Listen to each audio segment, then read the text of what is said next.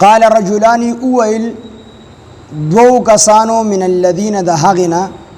یخافون چې دی ویریدل د الله نه انعم الله علیهما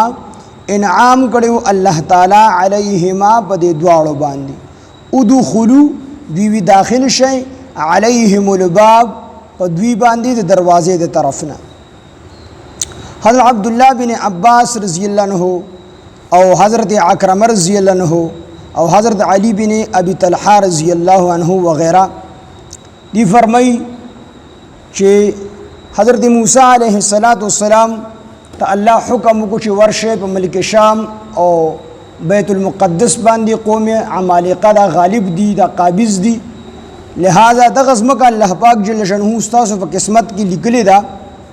تاسو ورشه د قوم عمالقه سره jihad وکړي نو موسی علیه السلام خپل بنی اسرائیل یعنی خپل قوم او هارون علیه السلام د ځان سره روان کړل او زوسو په بیت المقدس او شام باندې حمله کوي د قوم عمالقه سره jihad کوي خو چې کله دی نهر اردن چې کوم دی د پار کو او مشهور شهر اریحا ته ورسېدل نهر اردن نه پوری وتل ان د اردن چې کوم نهر دی دا غینه پوری وتل اریحا خار ته دا مشهور خار دی ډیر قدیم ترین خار دی نو دغه خار ته ورپوری وتل نو چې کله د خار ته ورپوری وتلو نو موسی علیه السلام د جاسوسۍ په تور باندې جاسوسۍ د پاره د بنی اسرائیلونو 12 سرداران منتخب کړل چې تاسو ورشئ بیت المقدس خار ته او الته معلومات وکړئ د خلکو جاج پړتال وکړئ چې دا خلک څنګه دي قوت او طاقت څنګه دي اسلحه ور سره څنګه دي او دا رنګ دا جنگیالي کوم دي کنه د دې ټول معلومات وکړئ بیا موږ ته وایي موسی علیه السلام 12 قبیله 12 سرداران ولې مقرر کړل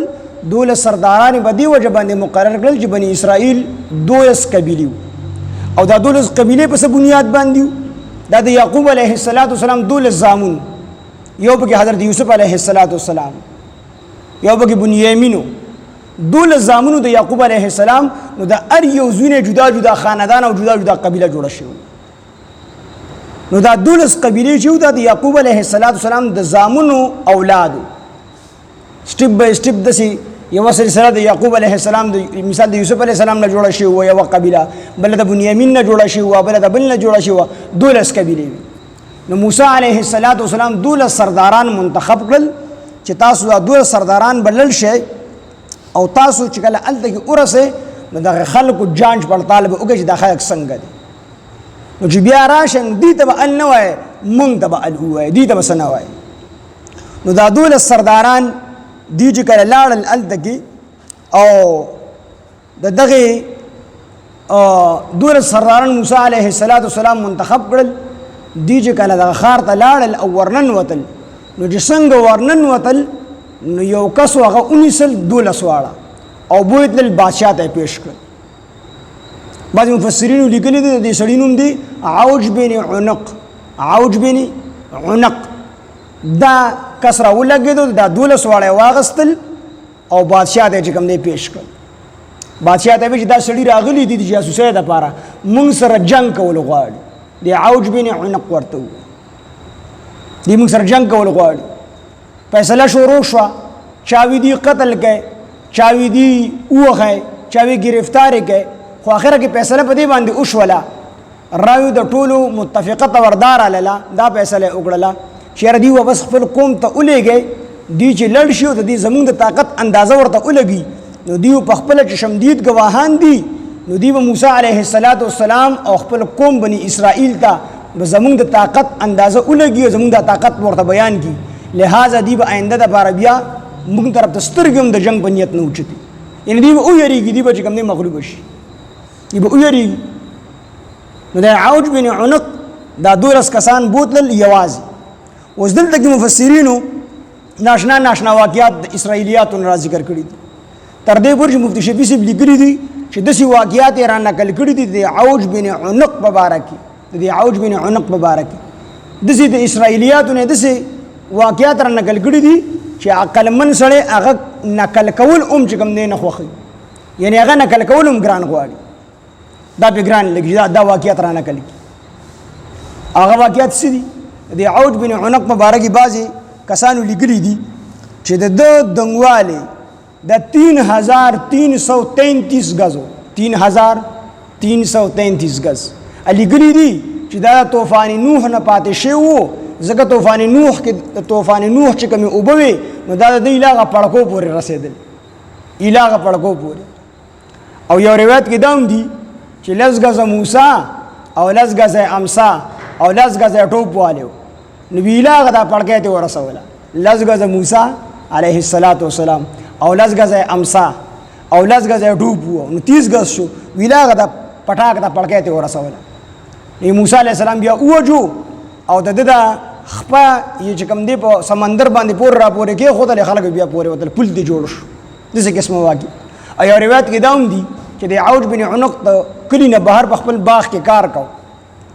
چې دا 12 واړی ونیسل ولیدلو دا را منډه کړله 12 واړی ونیسل او نستونی کې واچول او بادشاہ ته پیش کړ نو امام تفسیر ابن کثیر رحمه الله تعالی فرمایي چې د عوج بن عنق په باره کې چې کومې کیسې په اسرائیلي روایتو کې راغلي دي نو دا کیسې نه عقل مني او نه په شرع کې د دې څه جواز شته دی بلکې دا ټول کذب او افترا ده ټول دروغ دي دروغ تللي دي ځکه اسرائیلیات چې دي اسرائیلي روایات د دې حکم څه دی دا درې قسمه روایت اسرائیلي روایت کم څه ته ویلی شي چې کم په تورات زبور انجیل د دې نه چې کم دی را نقل شي هغه منسوخ شوي دي کنه دویم به کې تحریف شوی دی يهود او نصارا به خپل خبرې شامل کړي نو کو چې د اسرائیلی روایت ته قران موافقي به موږ منو موږ اخلو کو د قران مخالفي به پریدو به موږ نه اخلو دا روایت بیا ټیک نه دی چې د قران مخالف دی حدیثان نه جوړ کړی دی او کو د قران نه موافقي نه مخالفي نو بیا به موږ چې کوم دی چپواله ورو بیا چا واغستو کو چا وانه غسو چې د قران مخالف دی به مونږ نه نو دلته کې تفسیر ابن کثیر رحم الله فرمایي امام تفسیر ابن کثیر هغه وی چې دا ټول دروغ دي البته دا قوم عمالقه چې کوم نو دا د قوم عاد نه پاتې شوی خلک ډیر پهلوانان او قران ذکر کړی چې ډیر پهلوانان خلک کجوره به 19 ځان سره به کوم دی اوخ کړ نو دا 12 کسان د غیته پاره یو کس نیول دا ګران کار نو دا دومره علو او دومره مبالغه چې خلکو کړل چې 3333 غزو او نستونی کې 12 کسان واچولو او موسی علیه السلام 10 غزه ټوپ او 10 غزه چې کوم دی امساوا او 10 غزه چې کوم دی ټوپ او 10 غزه چې کوم دی موسی علیه السلام علاقه پړکې ته ورسو دا ټول وی دروغ دي او چې وړو کوم زموږ سیمه ته کیسه کوله هیڅ کافر نو اوس ما ته پته ولګی چې دا روایت اوریدلې نو دا خبره ما ته کوله هیڅ کافر نه موسی علیه السلام ته وی چې په وجر اپری وزم کو پلمدا نو موسی علیه السلام ورته وی چې په وجر اپری وزا نو هغه پلمدا را پری وته نو ما ورته د جیدای ورته ولې وی موسی علیه السلام ورته چې په وجر لمدا باندې را پری وزا کنه نو هغه بیا چې په وجر اپری وزا نو د دې وجه نه موسی علیه السلام وی چې په وجر باندې را پری وزا ځکه دغه خبره مخالفت پکاو چې را پری بوت نو سمندر خو لوی سمندر نو هغه دا خبر لږ غزه چې کوم دی موسی علیه السلام او لږ غزه امسا او لږ غزه ټوپ والی ویلاغه د پټاکې د عجیب وی الهغه د پټاکې ته ورسو بیا موسی علیه السلام قتل کړ نو دا ټول اسرائیلیات دي د دې هیڅ حقیقت چې کوم دی په قران او سنت کې نشته دي ټول دروغ کیسه البته پهلوانانو چې دغه کسانی اونیسل یو کس او بویتل او دیجه کله را پرې خدل نو دیرال موسی علیه السلام ته دغه طاقت خبر اوکړه موسی علیه السلام او فرمایل چاته وایم دا خبر دی موسی علیه السلام په خپل پیغمبر وخت خو د مخکې نه واده شي وجه ته فتح او کامیابی ملاويږي هغه باندې روب را نه غي خو موسی علیه السلام په دې خبره او یرید کو زما قوم دا هډر نازک مزاج قوم دي کودی ته پته ولګیدله او ټول عمر دي د غلامۍ ژوند تیر کړی دي کودی ته پته چې دومره طاقتور قوم دي دی بیا jihad نگی بیا بخامخا پاتې کیږي د دې وجه نه موسی علیه السلام د 12 والو ته دا هدایت وکړو چې تاسو به چرته د یو غوږ نه بل غوږ نه خبره وي لہذا د لس کسان چې کوم نو دیرا اولګید خپل مرګورو ته پټ خبره وکړه